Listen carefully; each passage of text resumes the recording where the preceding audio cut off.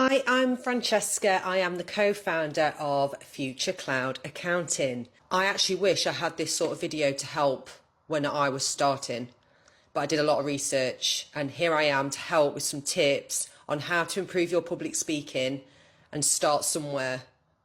So when I started the business, the first things I did was video content and putting that out there, because I almost talk like I'm talking to an audience, and that's what I did right at the beginning. This was going back for over 4 years.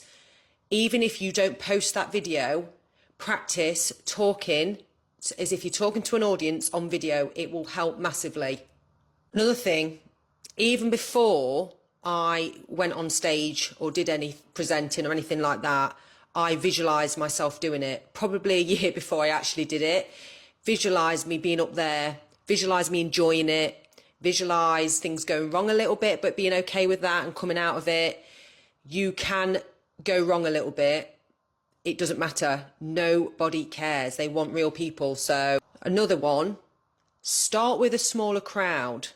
So if you know there's a networking event and you can see that they're asking for speakers, they tend to not have as big a crowd. So even if it's just 10 people, 5 people, it's exactly what I did.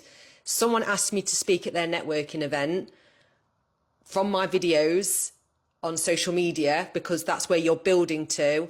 And it was a small crowd, but it probably was the best way to start. Another one, cue cards. Don't be afraid to hold little pointers in your hand if you haven't got a presentation background. That's fine. I didn't use mine in the end, but they're there as like a safety net when I first did it, because I needed that prompt if I needed to look down. You've got to reassure yourself, and if you have to do those things, nobody actually cares. If you get there a bit earlier, you can actually talk to your audience before you go on. You can speak to them, you can say that you're excited to be on there, and it just helps calm the nerves randomly, because you're already warming to the crowd and they're already warming to you before you've even stepped up there.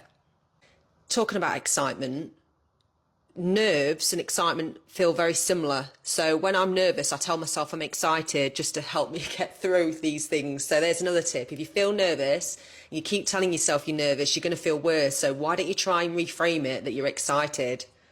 That is honestly a massive game changer. Obviously, it's easy to talk about things you're passionate about, and stay away from scripts if you can.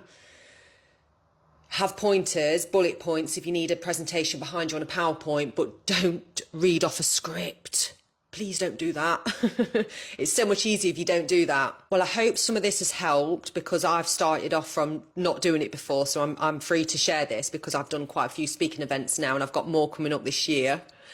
So I hope this has helped. If you need any more advice, comment below, get in touch, and yeah, reach out and say hello if you need anything or ask any questions.